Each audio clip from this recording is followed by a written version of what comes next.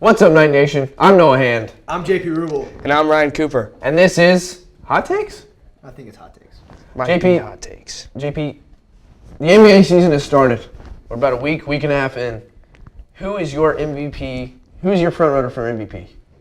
Okay, so front runner is Steph Curry for me. Steph Curry is leading with 28.7 points per game. He is cooking. He looks like 2015 Steph, prime Steph, MVP Steph, anonymous MVP Steph. He's cooking with gas. I can't wait till him, Clay, and James Wiseman get all together. It's Steph for MVP. If they can all stay healthy. It's Steph for MVP. Oh, talking about healthy, if KD stays healthy, might even be KD, best scorer ever, in my opinion. How? KD might win MVP too. Okay, Coop, what are we thinking? I don't agree with that. Obviously, it's going to be the 2021 NBA champ, 5-time All-Star, 2-time MVP, and don't forget, 4-time All-Defensive Team, Giannis Antetokounmpo, hashtag the Greek Freak. Hashtag can't make a free throw, Greek Freak. Hey, he's shooting better. Who needs to make free throws when you're scoring 27 points a game, and don't forget the 11 rebounds?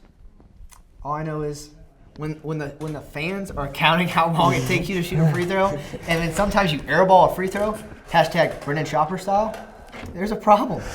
You know, that might be a problem. Might be a problem for somebody like Giannis, but it's not a problem for somebody like Jimmy Butler, who is now shooting 89% from the free throw line, the highest in his career.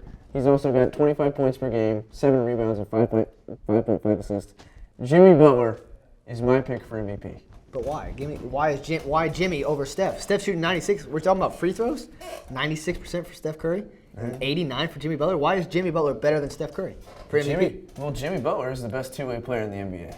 That's facts. That is fact. That's okay. That's a hot take. That's and a hot it's actually take. a Jimmy cold Butler- take, Jimmy because Butler- everybody knows that Jimmy Butler is the best two-way player in the NBA. Okay. Jimmy Butler's defense is so much better than Stephen Curry. Oh, I'm not saying For sure. We're not saying Steph Curry is a two-way player at all. I'm not saying that. Steph Curry is a facilitator and a three-point shooter, the best shooter of all time. He's going to break Ray Allen's record for most threes made this season. I'm calling it. And we're going to celebrate. We're not going to celebrate. I'm going to anything. celebrate. I will celebrate when Jimmy Butler is the MVP. Well, you're never going to celebrate. Unanimous MVP. That's only happened once. That's my MVP. This is going to be number 2. I don't think that's going to happen. Okay. Jimmy Butler has gotten so much better this coming season because Kyle Lowry has come in and has taken some of the facilitating duties off of his hands. Took some weight off his shoulders. Took some weight off the shoulders, and now Jimmy Butler is probably going to be scoring 40 points a game. I don't know about that's that's a an hot exaggeration, That's but no exaggeration. A little hyperbolic, but that's my take, and I'm going to roll with it. Hey, you roll with your takes. Now on to me and Coop's interview with the soccer team. it's been a rebuilding year for Knights Soccer. I'm Ryan Cooper, and I got the chance to talk to Brandon Shoppert and Charlie Hauser. We asked the guys how their season was going. It's not going as we planned. You know, we're 6-8, but overall we're not bad. I mean, we play a very tough schedule compared to a lot of teams around here. So I think we're gonna match up really well against some of the teams in districts. So I'm really excited coming up. Districts this was 3 weeks, I believe, and I'm really excited. I think we make a run for the money. I do believe that. Well, you know, I mean, it's not how we want it to be, but we're still doing pretty good, you know. We have an older team in the past 3 years, you know. We have a lot of juniors. We don't have any seniors, sadly, but we're still going pretty good. We have a tough schedule, but around all the other district teams that we played pretty good. So I think we have a good shot at winning districts this year, in my opinion, and we got good guys on the team like Brandon Shoppert and Kay Blackman and Brendan Galhar. Then we asked them, what was their leadership like this season? So our future's looking really bright. Next season for sure. This season we're really young. We obviously have no seniors this year, so we're relying more on the younger players such as the sophomores, freshmen, and juniors.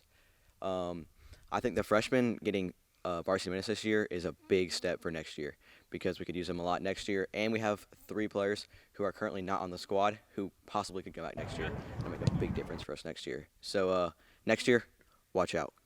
Well, you know, it's kind of tough. We have a young team. I mean, like, we got a lot of juniors now, so, you know, we're pretty older now, but a lot of our juniors are big leadership guys on the team. I mean, we're kind of young, but we're still rocking.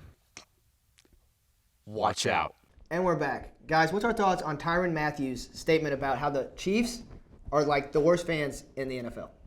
The Chiefs fan base is the worst in the NFL. I think for a man who has won a championship with the Chiefs and a guy who is literally being paid millions of dollars to play football, that he is in no way, shape, or form in the lane to say that they have the worst fans in football. You What see, about you, Coop? I'm going to have to disagree with you on that because I feel like he can. I mean, they've been to the Super Bowl back-to-back years, AFC Championship before that. I mean, they've been winning, and now that they're 4-4 and they barely beat the Giants, I mean, now the fans are turning on him, and I 100% agree with him. I agree that he has the right to say that, but for the Chiefs fans, that's just not right. I mean, hey, they're struggling right now. They changed their defense. Their defense is right now. Let's just be honest. Dog. They're pretty not bad. very good. It's bad. It's bad. Patrick Mahomes taking many risks, 10 interceptions. 10 interceptions. But for them to already be like down in the dumps and like making fun of the Chiefs, it's just completely wrong. I mean, 8 games into the season, too. Like, we're not even – No, I think it's going to be funny because if the Chiefs come back with their young offensive line protecting Patrick Mahomes, when they get their time and they get it down, I think like the Chiefs are going to be fine. They're going to be fine. If the Chiefs had a better defense, man, Pat Mahomes would not have 10 interceptions. He wouldn't have to take as many shots It's the risks. as he would. He has to take them. With a last night loss for the Celtics, with a 20-point comeback for the Chicago Bulls, Marcus Smart said that Jaylen Brown and Jason Tatum they don't want to pass the ball. How is this going to affect the Celtics moving on this season? Well, I think the Celtics are still pretty young with Jason Tatum and Jaylen Brown, and they got a new head coach because Brad Stevens has obviously gone higher in the Celtics organization. They're still figuring stuff out. They've only played, 6-7 games, and so it's still really early in the season. But, the chemistry is obviously off there. There's a lack of communication. And with Brad Stevens, Brad Stevens is a big guy. He's a big, big-time moves guy. He likes big moves. He likes big-time moves. Could they trade Jason Tatum and Jaylen Brown for LeBron James? That will never happen. That's never the gonna worst happen. take I've ever heard in my life. I think it could easily Never happen. gonna happen. Explain why. Why would it happen? Because LeBron James is a guy who has been historically known for changing the culture of an organization. And I think he's exactly what the Celtics need In his 19th season. in order to succeed. He's probably only got like 2 We're more not even years. going to listen to that take. That's a take. We're not. I think that's the hot take, and that's the take I'm going with. Coop, what do you think about the Celtics? I think there's a big problem in Boston right now, and I think that they do need to make some moves to give Jason Tatum and Jaylen Brown more people to pass to, and I think that's why Marcus is saying that like they don't pass the ball, where they don't really have many people to pass the ball, especially in the interior. They kind of lack a really good center. I mean, their points in the paint against the Bulls had 54 points in the paint. I mean, that's kind Interior's not there. It's not there. There's no defense, which is kind of an issue. That's why they need to go out and get a guy like LeBron James. LeBron James that's is not going to happening. help him That's that not much. going to happen. LeBron Now, James, Jimmy Butler, on the other Jimmy hand. Butler can Jimmy help. Butler. Jimmy Butler could help any team in any way. That's not happening. So watching that game last night, I realized that they were running a lot of pick and rolls with Vucevic for the Chicago Bulls. They were trying to get him out of the way because we all know Jason Tatum is an ISO player. He needs the ball in his hand to score. And Marcus Smart needs to understand that. Jaylen Brown is kind of like the same way, but they need to understand that Jason Tatum needs the ball in his hand. They need a point guard, not like Dennis Schroeder. I don't like Dennis Schroeder on the Celtics. I don't either. It's not going to work. And so I think I would- getting yeah. rid of Kimba was a tough move. A foolish move. I think they just need a playmaker. Dennis isn't. Kimba kind of, not really. But I do like Peyton Pritchard. He's looking well. They're not playing as much as I would hope. But they got Al Horford. They got a shooter on the outside. They're spreading the floor.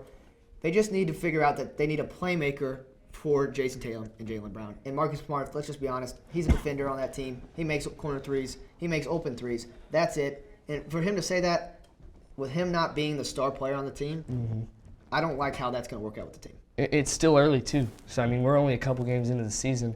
I mean, yeah, they have a losing record, but I think they're going to bounce back and make playoffs. They lost to the Bulls, but the Bulls are The playing. Bulls are extremely really well. good. The Bulls are all right. Lonzo is playing amazing. They got Yeah, Caruso. they won a couple games.